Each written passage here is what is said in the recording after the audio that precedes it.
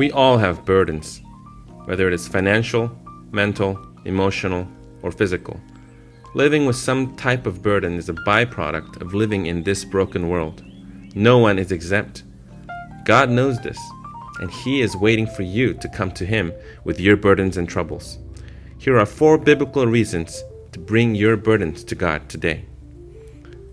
Number 1, He cares for you. 1 Peter 5:7 says, "Cast all your anxiety on Him, because He cares for you." A lot of times we don't bother to bring our problems to our friends or family because we're not convinced that he or she will care about our problems. But you can be sure that our God in heaven cares for you. And He has proven this indefinitely when Jesus gave His life for you on the cross. So be convinced He cares for you enough to die in your place.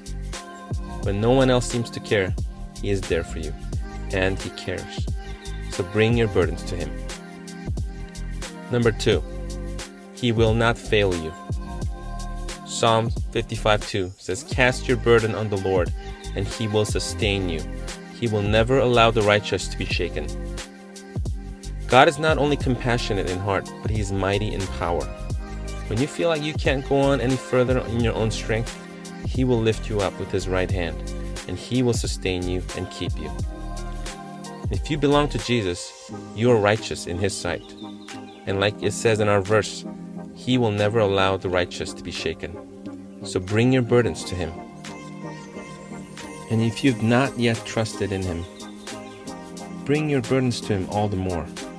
You will feel truly safe for the first time. Number 3, you can bring your burdens to God because He will not reject you. Jesus says in Matthew 11:28-30, "Come to me, all you who are weary and burdened, and I will give you rest. Take my yoke upon you and learn from me, for I am gentle and humble in heart, and you will find rest for your souls. For my yoke is easy and my burden is light." Jesus will never cast you away, no matter who you are or where you come from. As Dane Ortland would say in his book Gentle and Lowly, Jesus is gentle towards sinners and lowly towards sufferers. So if you're in sin, He's not going to yell at you and say, "What's wrong with you?" or tell you to get your act together. Sure, He loves you too much to leave you in your sins, but He will help you conquer your sin every step of the way because He loves you. And when you're in pain and suffering, He's not going to say, "Suck it up," or "I've been through much worse, you know." Instead, He will meet you where you are and share in your pain. Jesus will not throw you bones from His high horse or throw you a superficial pity party. He will genuinely be moved by compassion for you and come alongside you to help you to overcome your hardships. In fact, all the burden and pressure of having to be somebody you're not, or to strive to do something you can't achieve, is lifted off your shoulder when you come to Jesus.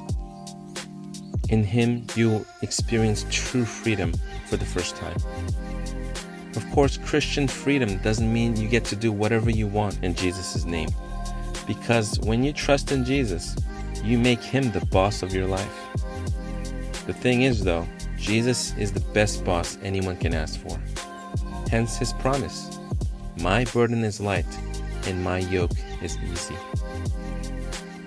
Number 4, as the same verse states, you can bring your burdens to Him because Jesus will give you rest. For that is ultimately what all of us seek when we bring Him our burdens, isn't it? Freedom, peace, and rest from whatever that is weighing us down, whether that is guilt, fear, suffering, and more.